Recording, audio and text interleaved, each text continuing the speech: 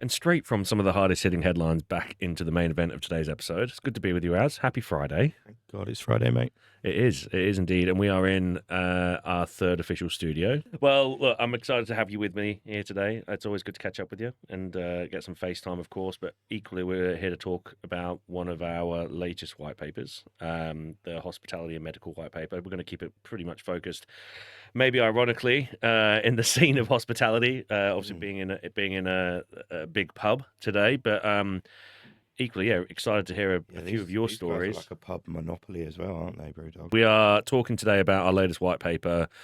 Hospitality, it's a sector we've all been exposed to in some form or another at some point of our life, of course, be that a coffee, be that a pint, be that whatever. Yeah. We all know about some of the challenges that agencies and whatnot face in this space. And our white paper was there to kind of shed a little bit of light on some of those challenges. So I thought, why not share a couple of stories from our personal experience on, hospitality. I've worked in a pub. I'm sure you've worked in pubs before. Only once. Only once? Go on. Have you got a story to tell? Yeah.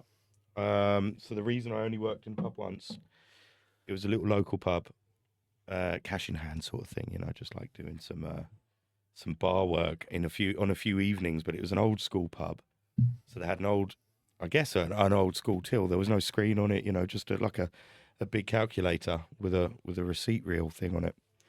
And people would buy me drinks quite often, which I gladly accepted.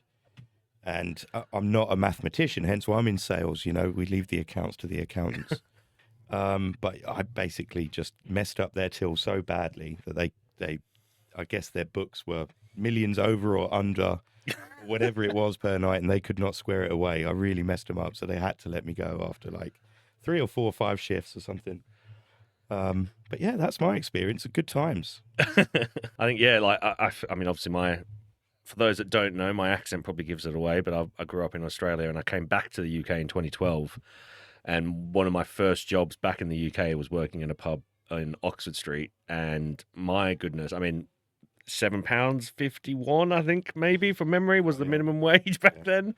So coming in with all these big dreams and big eyes and bushy tails, trying to have a new life in the UK and whatnot, it that added its own individual challenges as well. And I think, that being part of that experience and kind of seeing some of the things like high turnover, not many people sticking around for the long tenure, and people turning up and then just disappearing mid-shift, and all these things that, hospitality businesses probably face on the weekly. It was pretty eye-opening, and I had a bit of hospitality experience back in Australia as well. And it is kind of the backbone of the UK economy in a way, isn't it?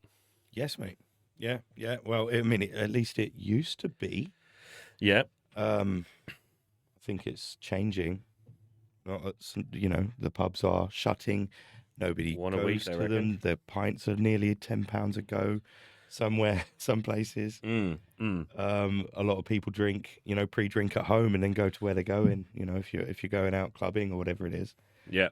So, yeah, that's my experience. Anyway, they are struggling. Yeah. No, you do hear, and I think it reflects into the agency world as well, where we had a meeting this week with the business, and it's like one agency a week shutting down. I think that's pretty reflective of the pub industry, or the hospitality industry rather. Yeah. You see big names where these are household names that people know about, and it's kind of your high street restaurant, and they're still going through the challenge. And I think it's a real big reflection of like, once work stops, cash flow stops, having a hard time, that the little guys are going to be exactly. Well, your little Geno's on the corner where you go for your local Italian is undoubtedly going to be facing the same and probably feeling a bigger ripple than the likes of your big headline actors like Jamie Oliver or Gauchos or whoever it might be.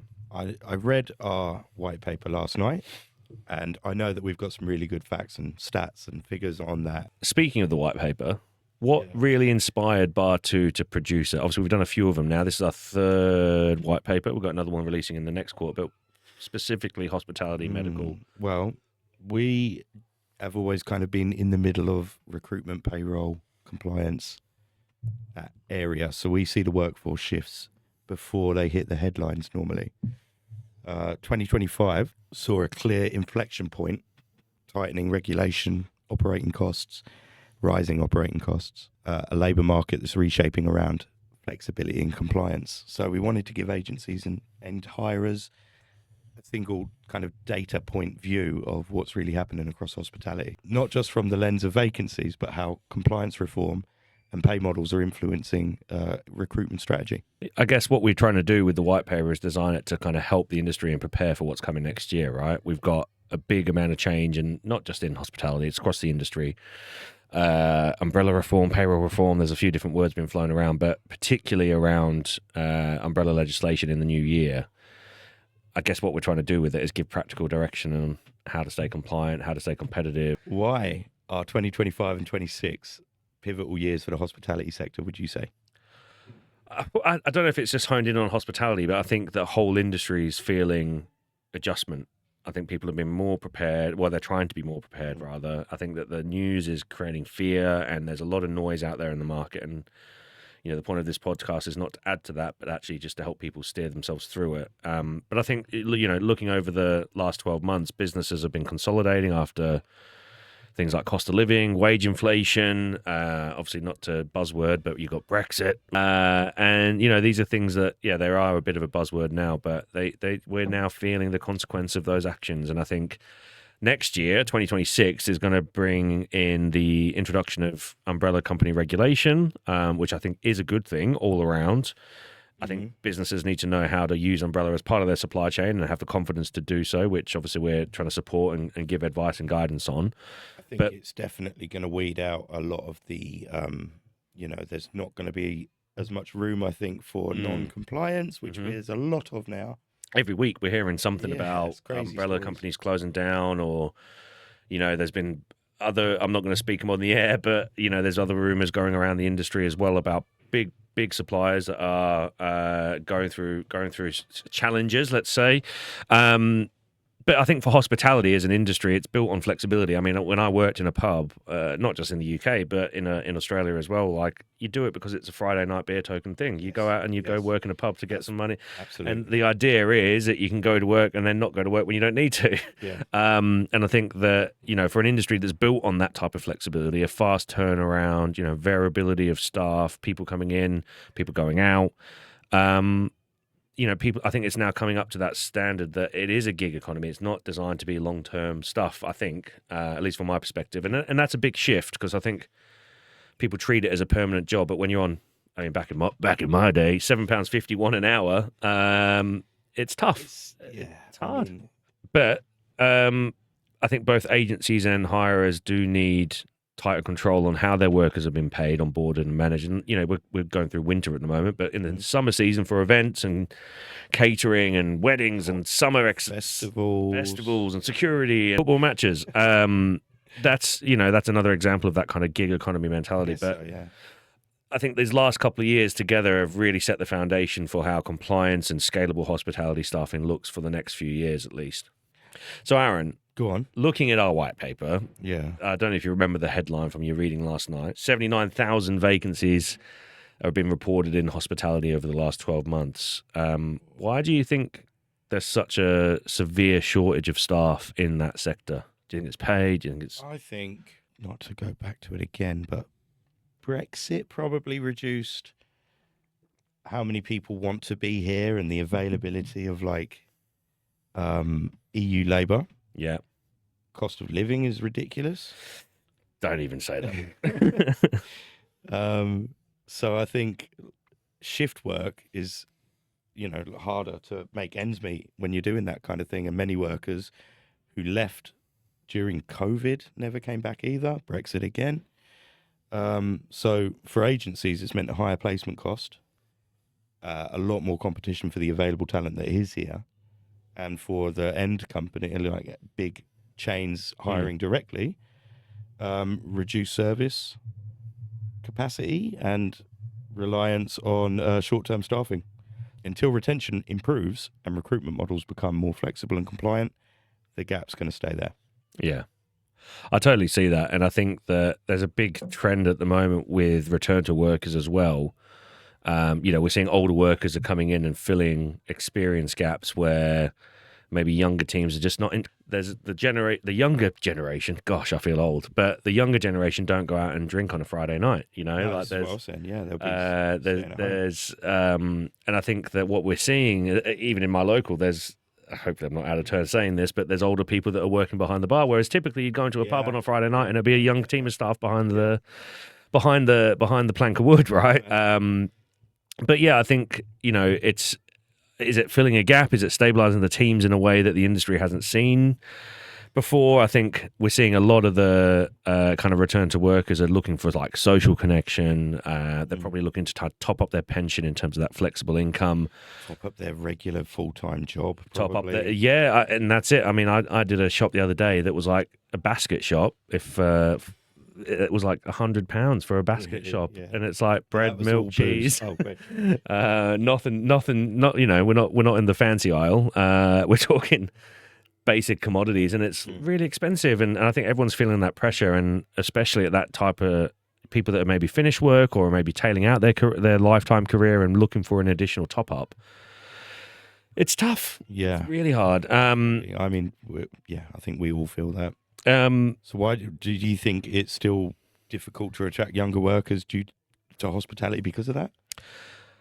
I think there's definitely a mentality shift in younger workers. I don't think that it was almost a given that everyone's worked in a pub. Do you know what I mean? You kind of finish school and you think everyone... It's your kind of first job. Everyone's had a time... Everyone's first job. Exactly. Like you kind of finish uni or you finish school, and what do? You go work in a local. Or McDonald's. Or Macca's or... Burger King for me, right, actually. My delivery. First job was Burger King. BK. But it was almost a rite of passage in a way, and I think there's not much desire. It doesn't feel like, at least in immediate family and people in my network, it doesn't feel like there's a desire to kind of be exposed to that. Well, I really enjoyed the hustle of working behind a bar. I think it was a good vibe. Yeah, you're not out and about on a Friday, but you're enjoying it. I loved it for that week. I did. It was good fun for that week. But I think we're seeing more and more that the younger generation actually does want more flexibility. I think that's the kind of what we're seeing more of is like this gig-based platform work. Also, to know they want that job progression quickly. Like where am I going? Patience is the expectations, I think, and patience generally with generations now compared to perhaps ours is quite different. I think that they want more progression and more soon, and they want it signposted all the way through. They want to know where they're going, and that's fine. Like to have direction and to have a heading. And I always say you'll probably be sick of hearing this metaphor, but if you're a boat in the ocean without any heading, you're never going to get anywhere, as we've spoken about before. But I think if people can see the progression that they're going to have and the purpose of their work and what they can kind of step up to, I don't think hospitality's always marketed itself as that type of business. Like I think it's always been like, again, you finish school, you go work in a pub, and then you're off to somewhere else. Yeah, like a job and start your career normally once you've done a few years of that and maybe a little gap year. Yeah, gap year. No, yeah, you're right. You're right, and I think it is long hours. You 12, 14-hour days sometimes. It's hard graft. It's also, at my time, gosh, I do feel old today. It was minimum wage. It was proper minimum wage. It was all minimum wage, aren't they? It was like those jobs. I can't even remember what my take home would have been, but I wanted to maximize every single penny that I was earning because it was hard. It's hard graft. And I think that the industry probably has some like stigma and some connotations attached to it, which is like people are just boozers or whatever. So I don't know if it's as appealing as maybe what it once was, because of the generational change and the mentality that's about going out and having a good time. True. And I know, at least I hear in probably AI written articles on Facebook or InstaSlam or one of these social media things, but, MySpace, I don't know. Yeah. But the younger generation aren't, they don't go out drinking, they don't go clubbing, they're not into that kind of stuff, apparently, anyway, from what I read. Yeah. And it might be from what I've heard. From what I've heard. When I used to go out. I always see stuff plenty busy. I get out every now and again and I see, all generations out, but definitely a lot of older heads, but maybe that's just where I'm going. Yeah. I think you make a really interesting point, because tech, in my background before Bar 2, kind of a couple of lifetimes ago, was in a gig economy platform that was all about simplifying the recruitment processes for the gig economy. And I think that, it's great on the banner, sounds like it does a good thing, but I don't think it's going to solve the overall shortage of talent on its own, because if you don't have young people coming into the industry, we see it in driving. Less than 2% of people are under the age of 25 in driving, we've uncovered. And I think that similar sort of trend. I might be mixing a real low number of young. That is, exactly. There's not a lot of young staff, and this is why we were just doing some research for a client with Bristol, and we can see that they have introduced a government scheme there to bring in. I think it was like they were training up like roughly 1,000 local people from the kind of Bristol and Southwest area to get into HGV 1 and 2 because there is a massive lack huge. of drivers. And at this time of year as well. Especially at that age, yeah. Yeah. It's we've got bad weather. You've got all of the infrastructure that's been absolutely stretched thin. We've got water challenges where the infrastructure for water and coming through your tap has been there since the 60s, 70s, 80s kind of thing. There's all these different challenges. But to kind of come back onto that tech piece, like I don't think that just putting tech in for the sake of tech, we've said it before, like AI for the sake of AI, like I don't think that it's going to make hiring. Don't talk bad of AI. But I don't necessarily think it makes hiring faster or more appealing. I think that digital onboarding kind of removes a bit of paperwork. We're looking at different platforms and portals ourselves to help simplify and do the heavy lifting on that. But I think when you're looking at kind of the gig economy, AI-powered scheduling and rota management, they help reduce admin. They can introduce things like learning platforms and also make training pretty consistent. So I think there is good things in there. Whether it's actually going to plug the gap of the age demographic that we're trying to find, like how do we keep pubs open by putting people into work? Is that going to keep going? I don't know. I don't know, mate. They need to get some stuff going on behind the scenes in sort of workforce management to help with that. So if you were looking at like strategies to try to navigate some of these staff shortages, what do you think you'd be looking at? I probably would. If you're looking at a recruitment agency, for an instance, what would you suggest? To navigate staff shortages for an agency, I'd say maybe something a bit innovative. Everyone's doing the same sort of stuff, so perhaps trying to some kind of reward scheme or incentive or way of other benefit to keep these guys in there, maybe help them with some ongoing training or something that helps build trust. Yeah, I would say. So looking at things like strategies to kind of maybe help some of our clients or not clients, people that are listening. Anyone listening. What are some of the things that maybe an agency or an end hirer, and even on the payroll lens, like what could a brolly company be doing to kind of future-proof themselves? I would say for us, provide the compliance and the payroll infrastructure, obviously, especially now with the upcoming 26 stuff, safe rec. Yeah. So we deal with all of that kind of heavy lifting, and it allows the client, the end client, the operative, the worker, to confidently keep operating as they are, even with the HMR scrutiny and all of this stuff coming up. I'd say probably end hirers look at workforce planning and flexibility, not just trying to fill seats, but building a sustainable staffing pipeline. Put maybe some things in place there to give these guys a bit of a benefit or a reason to want to stay. And for agencies, they get a hard time. Agencies, a lot of people don't like agencies just as a rule, a bit like us. Yeah. Don't like payroll companies. Think we're all out to rip them off. They're not. We've got a lot of good clients, but they need to help try and build.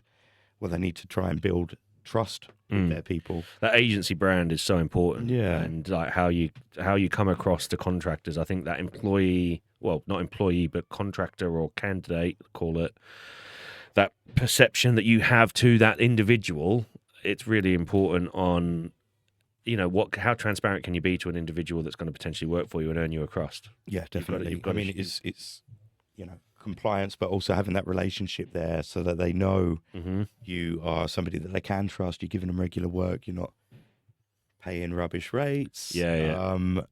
Which is tough. Yeah. Especially in that gig, like it's trying to move it a bit beyond just being a transactional relationship. I know it's hard to do, but maybe some hey, we're going to train you up for this, or we're going to give you some childcare vouchers we get asked about a lot and things like that, which something to look at maybe. Yeah, for sure. I think that ultimately the whole that whole part of the economy, it's changing so rapidly, and I think worker flexibility and like good training, good development, and transparency and good candidate relationships is what's going to help drive that forward. So we're seeing quite a lot. I mean, our white paper talks a lot about return to workers. It's kind of gets thrown around a lot at the moment. We're seeing an older generation of people that have been we were just onboarded. saying that, weren't we? Yeah. So like ONS data has shown, and we've reported on this in our white paper, that 1.2 million workers are 65 plus. Oh my God. How does that make you feel? Depressed, mate. It is scary, isn't it? Sad. 'Cause what's the retirement age? It's 67. Well, So yeah. nearly all of people that are retiring, 1.2 million people that are close to retirement age are needing to still out top working, still needing, exactly. Scary, right? Yeah. It's I mean, I've accepted that as a truth for me anyway, a long time ago. So I was, I've expected that I'm going to be working that long. I hope I don't have to and everything goes amazing. But current run rate, I'll probably be working, around that age and into my 70s potentially. I think everyone will be, Arron, with the state of the economy at the moment. But not to get political, I think 1.2 million, it's the highest ever on record, and hospitality has become a real vital part of kind of part-time and seasonal workers. And I think that the key is designing flexible contracts that allow quick onboarding processes that support workers, keeping clear pay, just good transparent pay slips, simplified timesheets, easy and straightforward comms. There's a generational difference. We're not saying that every pensioner is out there listening to podcasts, but keeping things easy and simple to manage from that perspective. I think having an empathy about they'll be able to beam it into our brain chips by the time we're at that age. But I think where we try to support and the models that we offer for payroll, transparent pay is accessible. You've got digital records that we're talking about, making sure that businesses can get compliant information quickly. I don't think every payroll solution out there is offering that type of thing. I think it's going to be a bit of a change in behavior, but I think just transparency is the thing that echoes through that for me. Yeah, agreed. Speaking of tech, not just digital ID, we say we're not going to keep this political, but I think hospitality is transforming. For my new idea, digital advancements in hospitality. So it's changing a lot, isn't it? Tech with hospitality, I'd say we're seeing a lot of digital ordering, QR codes everywhere. Yeah, everything is a QR. Check in here. Automated inventories and predictive scheduling, that sort of stuff. It's standard now. I think and I think the same shift needs to happen behind the scenes in workforce management for compliance, for onboarding, payroll. It should just be as automated and slick as a lot of that stuff that you see. And that's where we hopefully are helping connect the dots. We are also implementing a lot of this, bringing in, I don't want to say too much too early, but some new portals for clients and for our contractors. And it kind of bridges that gap a little bit. A lot of automation, not QRs necessarily, but facial recognition scans for ID checking, that kind of thing. Yeah, I think we embrace technology. I think we let it do the heavy lifting where it can be. But equally, I think what's really great about Bar 2 is that we still have that really important human, I always say recruitment is belly to belly, people to people. And no, but, we joke about it, but I think we're dealing with people. Again, I always say we're dealing with people's livelihoods. People come to us because they need to get paid and they need to make sure that they've not got any risk themselves. Yeah, 100%. I mean, I've been in, if I can easily put myself in the shoes of a contractor and how these guys are, because I've been there. And I think a lot of us have. We were talking about it at the beginning of the show, working at the pub or working wherever, but you're paid weekly, and that is, it's hand to mouth. You're absolutely relying on that. And so I get it. And this is why we're as driven as we are to make this stuff work for them. It's one of the big buy-ins for me of how much we care about the contractor and the experience that they go through, because we do appreciate, we've got empathy for it, and people go to work because they need to pay their bills, and people go to work because they need to feed their family. Like it's an important part of journeys, and if people are the most important part. I mean, I know it sucks to be so reliant, but that is the absolute most important thing, is being able to pay your bills and pay your rent and buy your kids food and all of that stuff, live, Yeah. So yeah. And on that note, we're coming to the end of our episode this week on the Friday Payroll Club. I know you'll be happy to hear that, Aaron. But look, it's been really great. I think we've kind of broken this episode up into two parts. Obviously, we've got the medical portion of the white paper, which we're not disregarding. We will come back and loop back to this. I think it's a struggle. Like, we're all feeling the crunch. I think, we've spoke a lot about margins, and not just in hospitality, but across all industries, that everyone is feeling the pinch. And I think it's going to take steady nerve and just consistency to help navigate the storm. And yeah, we've got, a few 6 months ahead of us where we're going to hear bad news. Mm-hmm. There's going to be things that go wrong. There's not going to be things that don't go right.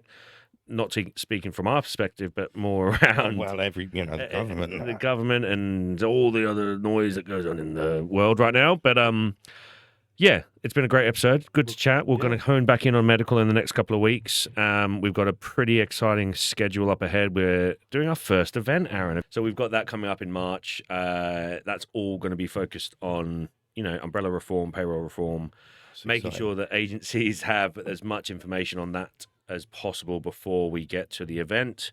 And ideally, what we want to do with that type of event is bring agencies and end hirers and experts in the industry together to discuss what the reforms actually mean in real life. Because we hear a lot of noise. We're already hearing it. People have got concerned. People have got itchy feet. Yeah. People are worried. So we want to give People bit of a... using some wacky models. Tax avoidance is... You think it would be quietening down, but it seems as though, if anything, it's getting noisier. Yeah. But I think, what we want to do is provide a bit of clarity, some case studies, give some real-world preparation strategies, not just helping hospitality, as today's conversation has been focused on, but also helping transport, construction, the gig economy in general, and really just to kind of set up 2026 with the best confidence and control that you can possibly have. So... Well said, that man. Thank you very much. It's like I practiced it. So... That's it for another episode of the Friday Payroll Club. These things are flipping by. We've got 2 more episodes till the end of the year. Where has the time gone? It has literally flown away. And we thank you all for listening with us so far. And we look forward to the next one. And we'll see you on the other side. And of course, welcome to the club.